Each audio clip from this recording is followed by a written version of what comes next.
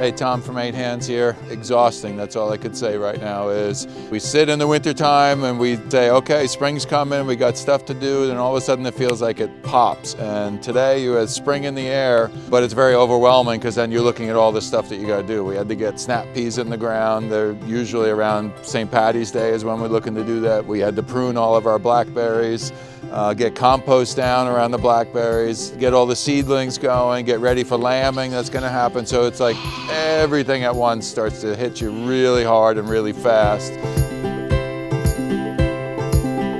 But we're cranking away, we're doing it, and we're going to keep at this pace probably till mid-May, late May, and then things will settle down and it becomes maintenance at that point. But it's going to be crazy time, but it's a good energy. I feel productive. We all feel productive on the farm, and it feels like a new beginning.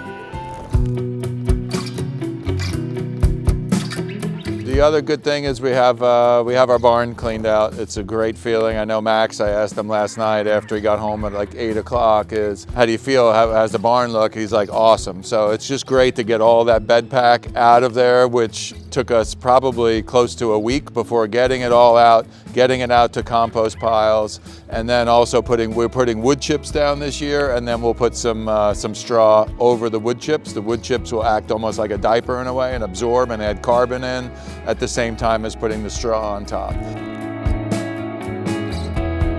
See, we had our LIU vets. We allow them to come and kind of practice their skills and to do things and be taught on farm with real animals in a real farm.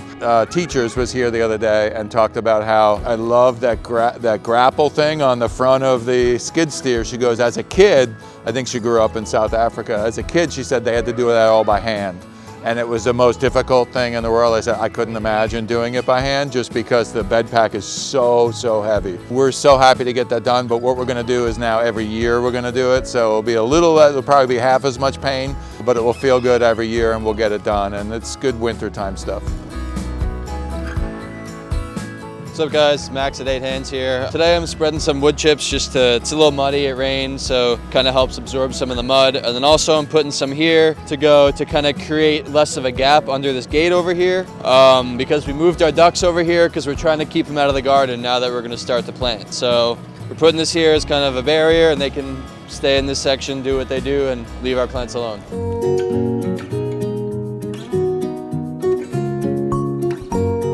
So turkey poults are another thing that we get early in the season, and only because we run two groupings of turkeys. So our hut will hold probably 150 turkeys, including the pasture that they have free roam. But so we usually get them as early as possible. So early March we get them. That's our first batch. They'll get processed during the summertime.